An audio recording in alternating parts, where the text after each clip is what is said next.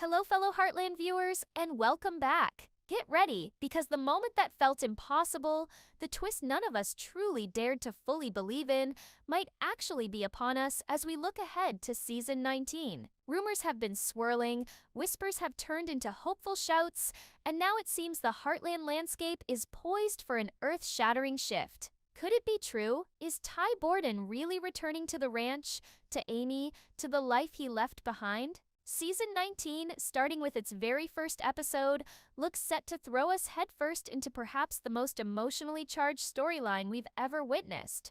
What could Ty's reappearance possibly mean after all this time? How will Amy navigate this impossible return, caught between a past she grieved and a present she's carefully built? And how will the entire Bartlett-Fleming family handle the shockwaves of a ghost walking back into their lives? Get ready for a premiere that promises tears, tension, and a whole lot of unanswered questions. Imagine a crisp autumn afternoon in Hudson. Amy is picking up feed, maybe grabbing a coffee, just a normal day. Then across the street, she sees him, a man who looks so achingly familiar, it steals her breath. The worn jacket, the way he carries himself, it's Ty, but it can't be. Her heart hammers against her ribs, a confusing mix of disbelief and a sudden sharp pang of hope she thought she'd buried long ago. She almost calls out, but something stops her. He looks different. Not just older, but distant, his eyes scanning the street with an unfamiliar emptiness. He turns, his gaze briefly passing over her without a flicker of recognition before he heads into the general store. Amy is left frozen, the bag of feed forgotten at her feet, the world tilting on its axis. Was it him? Or is her grief playing cruel tricks again after all this time? Later that day, the impossible happens again. A dusty truck, one she doesn't recognize, pulls up the long drive to the Heartland Ranch. Jack steps out onto the porch, wary as the driver's side door opens. And there he is, indeniably Ty Borden. But the man who approaches isn't the Ty filled with purpose or even regret that the competitor script described. This Ty looks lost, his eyes holding a deep-seated confusion rather than recognition. He looks at Jack, then at the familiar house, a flicker of something unreadable in his expression. "Excuse me," he says, his voice rough, hesitant. "I was told I might find someone here." Amy Fleming, the lack of familiarity, the polite distance, it's more shocking than his appearance itself. Jack is speechless, his mind racing. This isn't the homecoming anyone could have ever conceived. Amy rushes out, alerted by the sound of the truck, Lindy trailing curiously behind her. She sees Ty standing there, talking to Jack, and the earlier encounter in town crashes back into her. It was him, but the hopeful surge is immediately tempered by the bewildered look on his face, the way he's looking at her now, as if trying to place a stranger. "Ty," she whispers, her voice trembling. He turns fully towards her, his brow furrowed. "Amy," he repeats the name, testing it. They said you might know me." The bottom drops out of Amy's world. It's Ty, but it's not. He doesn't remember her. He doesn't seem to remember Heartland. Lindy, sensing the tension, hides behind Amy's legs, peering out. "Daddy?" she asks tentatively, her small voice cutting through the charged silence. Ty looks down at the little girl, a flash of pain, or maybe just confusion, crossing his features before settling back into that unsettling blankness. He doesn't recognize his own daughter. The hours that follow are a blur of hushed conversations, frantic phone calls, and overwhelming uncertainty. Lou arrives, ever the organizer, trying to piece together the impossible. Tim shows up, his usual bluster replaced by a suspicious silence, observing Ty with narrowed eyes. Georgie, perhaps visiting, tries to bridge the gap, offering tentative smiles that Ty meets with polite confusion. The story, as much as Ty can offer, is fragmented. He talks about waking up weeks, maybe months ago, in a small clinic far away, with no memory of who he was or how he got there. An injury, they said, a head trauma from some kind of accident out in the wilderness during what he vaguely recalls was work with animals, maybe tracking something. He had few possessions, but clutched in his hand when found was a worn photograph. A picture of Amy, younger, smiling, standing in front of the Heartland barn. That photo became his only clue, a beacon leading him on a disjointed journey back to a place he didn't know, seeking a woman whose face felt important, but whose name held no specific memory. This explanation is far different from the tale of overcoming personal demons. This is a story of loss, of identity stripped away, adding a layer of medical mystery and deep tragedy to his return.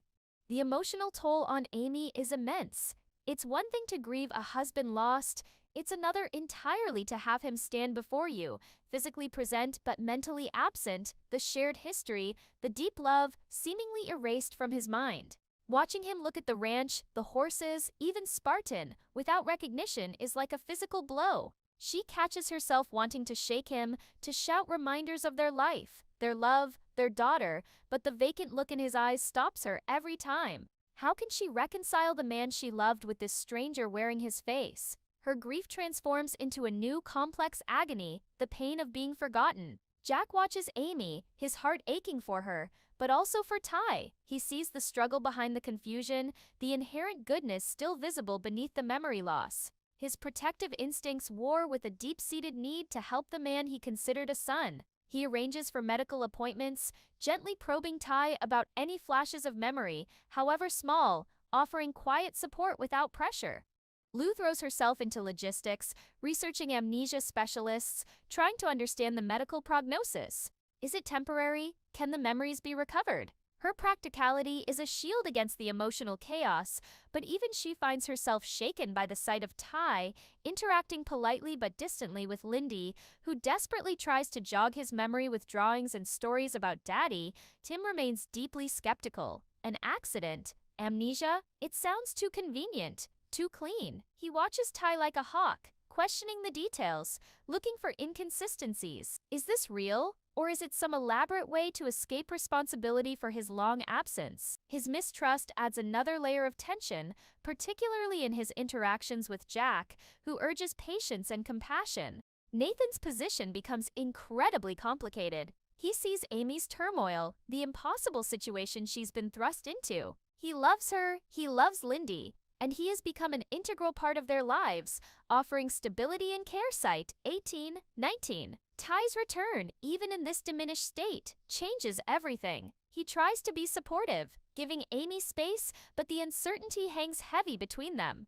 He watches Ty, this ghost returned, interacting with the family, a man who holds the key to Amy's past, and can't help but feel his own future becoming terrifyingly unstable. A quiet conversation happens on the porch one evening. Nathan finds Amy staring out at the darkened pastures. "How are you holding up?" he asks softly. Amy leans her head back against the post, sighing. "I don't know, Nathan. It's him, but it's not. Every time I look at him, I expect something. Recognition, a spark, but there's nothing. It's like looking at a reflection in broken glass." Nathan puts a comforting hand on her shoulder. "It's an impossible situation, Amy. Whatever you need, whatever space, I'm here." But the unspoken question lingers, for how long can things continue like this? 25-26. A particularly poignant scene unfolds in the barn.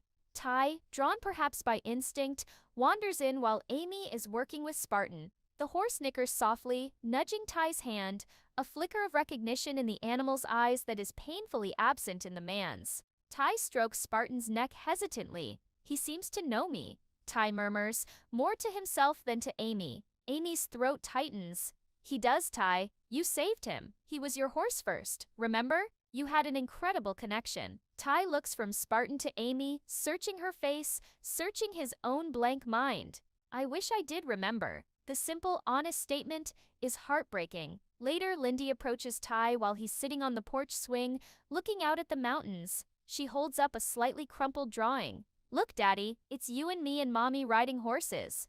Ty takes the drawing gently, studying it. "It's very nice," he says, his voice soft. "You're a good artist." Lindy's face falls slightly. "Don't you remember riding with me?" Ty shakes his head slowly, regret etched on his features. "I'm sorry, I don't, but I wish I did." It looks like fun. Lindy climbs onto the swing beside him, leaning her small head against his arm, a gesture of trusting innocence that seems to momentarily breach Ty's confusion, a flicker of warmth touching his eyes before the fog returns. Amy watches from the doorway, her heart breaking and swelling all at once. The first episode of season 19 doesn't offer easy answers.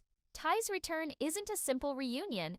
It's the beginning of a new, incredibly difficult chapter defined by amnesia and the agonizing process of rediscovery, or perhaps rebuilding from scratch. The conflict isn't just about a love triangle, but about identity, memory, and the very nature of connection.